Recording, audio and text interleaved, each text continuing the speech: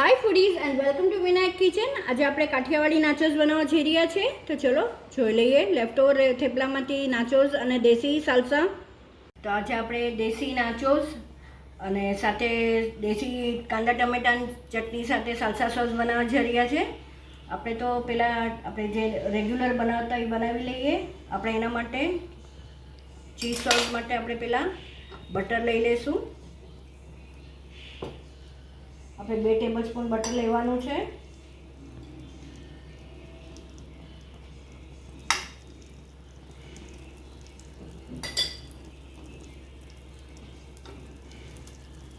તો આપણે થોડું બધો દેશી ટચ દેવાના છીએ। તો ચીઝ સોસમાં બી થોડોક દેશી ટચ આપશું। આપણે અજમા એડ કરી દઈશું, સાથે 2 કળી કચરેલું લસણ છે એ એડ કરી દઈશું। મિક્સ કરી લઈએ।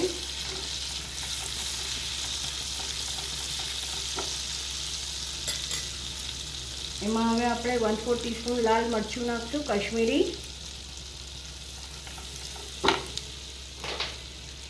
એ બળે એ ફેરવીને આપણે 1 ટેબલસ્પૂન ઘઉંનો લોટ એડ કરશું। આમાં ટોટલ આપણે 3 ટેબલસ્પૂન ઘઉંનો લોટ એડ કરવાનો છે।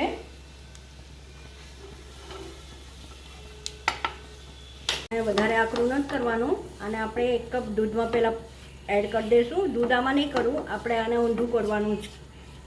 તો આપણે આને હવે ઓફ કરી આપણે દૂધમાં એડ કરી દઈશું। તો આ મિક્સ કરી લઈએ। આમાં કોઈ ગાંઠાની બ્લેન્ડ કરી લેવાનું છે આ। તો હવે બ્લેન્ડ કરી લઈએ પહેલાં આને। તો હવે આપણે સેમ પેનમાં પાછું એડ કરી દઈશું। એને બોઇલ થવા દઈશું। ઘટ થાય ત્યાં સુધી અમને ઉકળતા રહીશું।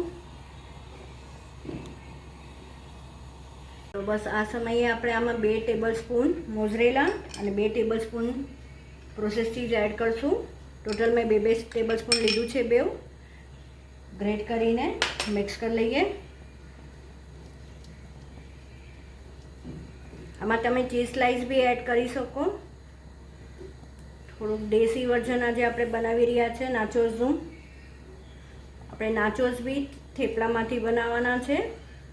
જે લેફ્ટ ઓવર આપણે થેપલા કરતા હોઈએ તો એના લોટમાંથી આપણે રોટલી વણીને એમાંથી બનાવવાના છે। ઇવન તળેલા હોય તો પણ સરસ લાગે છે એના નાચોસ કરો તો।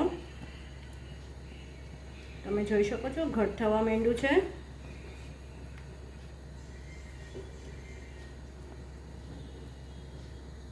તો આપણે આને લઈ લઈશું, કેમ કે હજી આપણે નાચોસ બનાવવાની અને સાલસા સોસની પ્રોસેસ બાકી છે। આને ફરીથી આપણે એક વખત હીટ ઉપર મૂકશું। અત્યારના ઓલરેડી બધું મિક્સ થઈ ગયું છે। તો આપણે એને સાઈડમાં લઈ લઈએ। સાઈડમાં લઈને આપણે હવે સાલસા સોસ બનાવી લઈએ। જે કાંદા ટમેટાની દેશી સ્ટાઇલથી હું બનાવું છું એ બનાવી લઈએ। તો હવે આપણે જાર લઈ લીધું છે, ટમેટાની ચટણી બનાવી લઈશું। આપણે 1 ટમેટું લીધું છે, સાથે થોડી કોથમરી એડ કરશું, 1 લીલું મરચું એડ કરશું, સાથે લીંબુ એડ કરશું,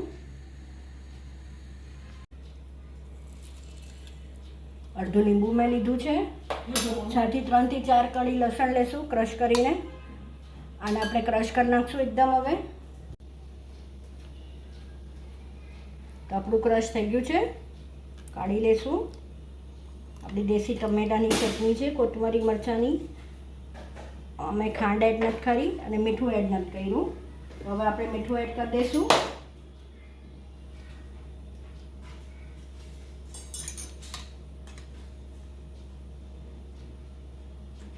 અકોર્ડિંગ ટુ યોર ટેસ્ટ। પછી ટમેટા છે જે ફાઇનલી ચોપ છે એ એડ કરી દઈશું। ઇક્વલ પ્રપોર્શનમાં જ કાંદા છે એ એડ કરી દઈશું।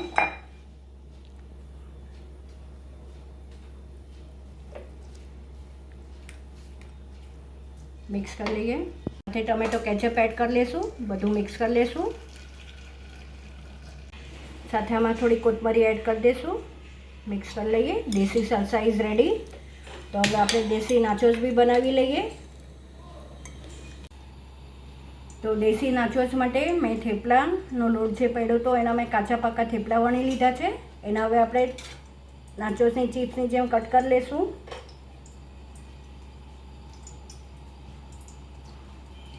તો આપણા કટ થઈ ગયા છે. સાથે આપણે તેલ બી મૂકી દીધું છે, તમે જોઈ શકો છો. તો બસ હવે આને તળી લઈએ આપણે. તો આપણું તેલ આવી ગયું છે. આપણે થેપલા જે છે એ એડ કરી દઈશું, છૂટા છૂટા નાખશું.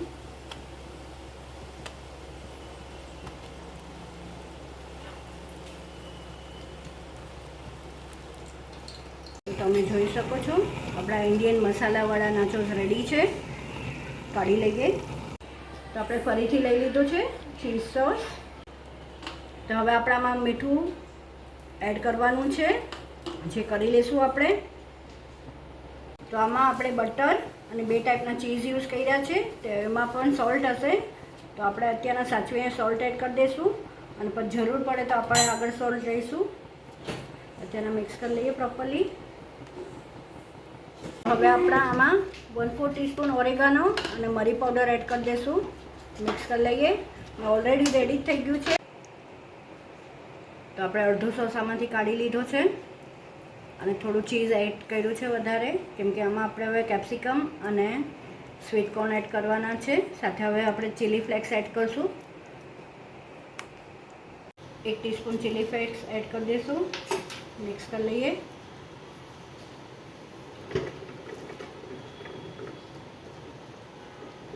કેપ્સિકમ એડ કરી દઈશું. 1/4 કપ આ માપનું છે બાઉલ, નાની એવી. અને સેમ ઇક્વલ ક્વોન્ટિટીમાં આપણે સ્વીટ કોર્ન એડ કરીશું. મિક્સ કરી લઈએ. બોઇલ કરેલા છે સ્વીટ કોર્ન. તો ચલો હવે સર્વ કરી દઈએ.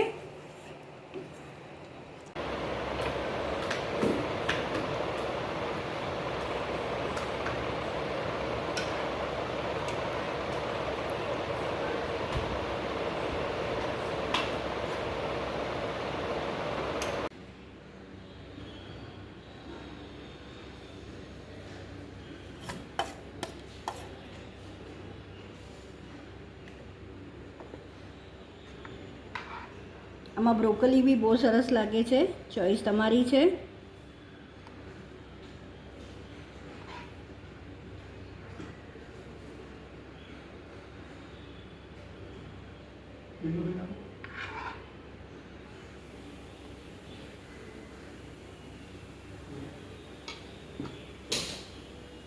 નાચોસ જે મેં ખાલી સાલ્સા સોસ સાથે સર્વ કર્યો છે, એ પણ બહુ જ સરસ લાગે છે. તો આઈ વિશ તમને મારી રેસીપી ગમી હશે. તો સર્વ થઈને રેડી છે મારા કાઠિયાવાડી નાચોસ, જે મેં લેફ્ટઓવર થેપલા અને કાઠિયાવાડી સાલસા બનાવ્યું છે. આઈ વિશ તમને મારી આ રેસીપી ગમી હશે. જો ગમી હોય તો લાઇક, શેર અને સબસ્ક્રાઈબ કરવા ન ભૂલશો. બસ આવીને આવી જ નવીન રેસીપી સાથે આપણે ફરીથી મળતા રહીશું. Till then by, take care.